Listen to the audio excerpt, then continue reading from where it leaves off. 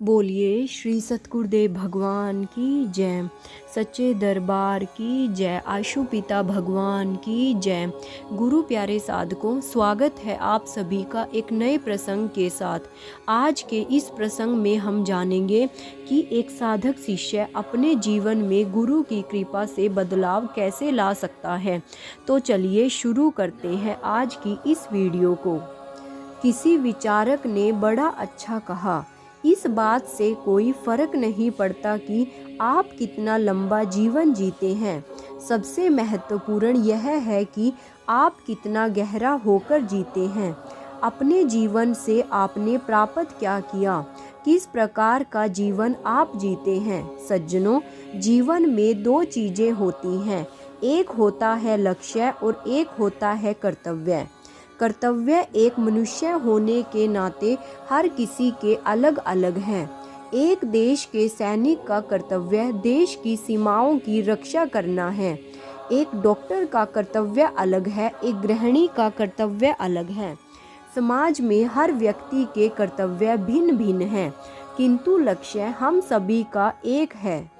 हर मनुष्य का, हर जीवात्मा का लक्ष्य एक है और वह लक्ष्य है ईश्वर की प्राप्ति करना, जीवन में परम अर्थ को प्राप्त करना।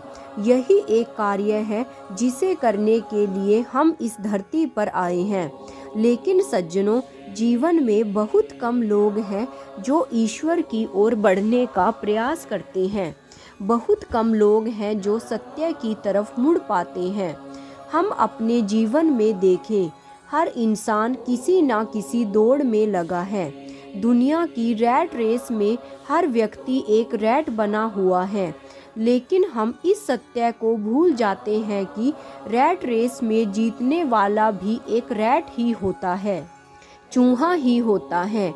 इसलिए संसार में जितनी भी उपलब्धियां हैं वह सब शून्य है। राम नाम को अंक है, सब साधन है शून्य। यही संदेश गोस्वामी तुलसीदास जी भक्तिमती मीरा को देते हैं। मीरा के समक्ष जिस समय यह दुविधा आती है कि वो संसार की चिंता करे, संसार की तरफ बढ़े या फिर प्रभु के कार्य को करे, ईश्वर की प्राप्ति की ओर बढ़े, तो उस समय गोस्वामी तुलसीदास जी मीरा की इस दुविधा का समाधान करते हुए कहते हैं, जिसके हृदय में ईश्वर के लिए प्रेम नहीं है, जो आपके भक्ति पथ में बाधक हो, ऐसे लोग जो आपको ईश्वर की भक्ति करने से रोकते हों, उन्हें अपने करोड़ों शत्रु के समान त्याग देना चाहिए। वह आपके कितने ही हितैषी क्यों ना हो, चाहे वह आपके कितने ही स्नेही क्यों ना हो, ऐसे लोगों का त्याग ही कर देना चाहिए। सन 1889 की बात है। एक व्यक्ति सुबह सुबह रोज की तरह अपने घर में अखबार पढ़ रहा था और अचानक वह एक खबर से आश्चर्यचकित हो जाता है, क्योंकि आज अखबार के भीतर में वह अपनी ही मृत्यु की खबर पढ़ लेता है। व्यक्ति को लगता है कि कहीं वह स्वप्न तो नहीं देख रहा। एक क्षण के लिए उसे लगा कि वह जीवित है भी या नहीं। हालांकि यह अखबार की उस वक्त के न्यूज़पेपर की एक गलती की वजह से हुआ था, जिसके लिए अखबार ने बाद में क्षमा भी मांगी।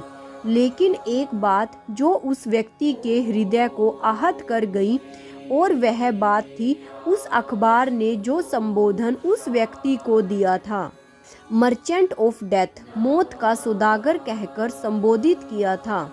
व्यक्ति उस वक्त एक प्रश्न अपने आप से पूछता है, क्या आने वाला समय मुझे इस रूप में याद करेगा? वह व्यक्ति नहीं चाहता था कि आने वाला समय उसकी इस छवि को याद रखे। इसलिए उस दिन के बाद, उस समय के पश्चात, उस व्यक्ति ने मानवता के विकास और शांति के लिए कार्य करना प्रारंभ कर दिया। भक्तजनों, यह व्यक्ति कोई और नहीं, डायनामाइट के आविष्कारक अल्फ्रेड नोबल थे।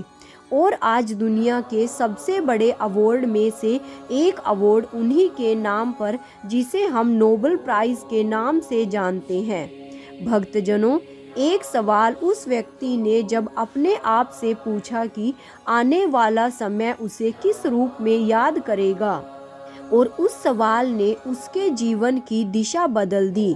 भक्तजनों, हम भी इस भक्ति पथ के पथिक हैं। हमने उस पथ को चुना है जिसके बारे में कहा जाता है, जिस पथ पर हमारे संत महापुरुष चलते आए हैं। और आज हमें भी अपने आप से एक प्रश्न पूछना चाहिए, आने वाला समय हमें क्या संबोधन देगा, हमें किस रूप में याद करेगा। अगर अब तक आपने इस बात की चिंता नहीं की तो भक्तजनों, अब हमें इसके बारे में चिंता करनी चाहिए, अपने आप से प्रश्न करना चाहिए, क्योंकि समय, जिस समय के भीतर में हम जी रहे हैं, यह भी आने वाले समय में इतिहास बनेगा। हम अगर गुरु के आदर्शों पर चल पाए, महाराज जी के सिद्धांतों पर चल पाए, तो हमारे लिए संबोधन जो समय देगा वह होगा सृजन सेनानी, भक्ति पथ के सूरमा। और अगर हम सफल ना हुए तो फिर हम स्वयं निर्धारण करें कि हमें किस रूप में याद किया जाएगा। कथा तो हम श्री राम की सुनते हैं, लेकिन उस कथा के भीतर में प्रसंग होते हैं भक्तों के, जैसे शबरी प्रसंग, केवट प्रसंग, जटायु प्रसंग। भगवान की गाथा में इन भक्तों के नाम कैसे जुड़े, जब उन भक्तों ने ईश्वर के अनुसार अपने जीवन को जिया। भक्तजनों, हमारे लिए भी जब समय लिखेगा, हमारी वो पूरे जीवन की साधना, हमारे पूरे जीवन में की गई सेवा बस उस एक संबोधन पर टिकी है, जो आने वाला समय हमें हमारे बारे में कहने वाला है। और यह आने वाला समय जब हमारे बारे में लिखेगा तो बिना किसी पक्षपात के लिखेगा। इसलिए साधकों, अपने जीवन की किताब को हम बहुत सोच समझ कर लिखें, क्योंकि समय हमसे पूछकर नहीं लिखेगा, वो वैसा लिखेगा जैसे हम हैं। अपने जीवन में कोई ऐसा कर्म ना करें जो कर्म हमारे लिए श्रापित बन जाएं। इसलिए अपने जीवन के भीतर में पुण्य कर्म संचित करें। धन्यवाद। जय महाराज जी की जय। श्री राम। गुरु प्यारे साधकों, अगर आप हर रोज ऐसे ही भक्तिमयी और प्रेरणादायक प्रसंगों का आनंद लेना चाहते हैं तो मेरे चैनल DJJS परिवार को सब्सक्राइब और वीडियो को लाइक और शेयर करना मत भूलिएगा।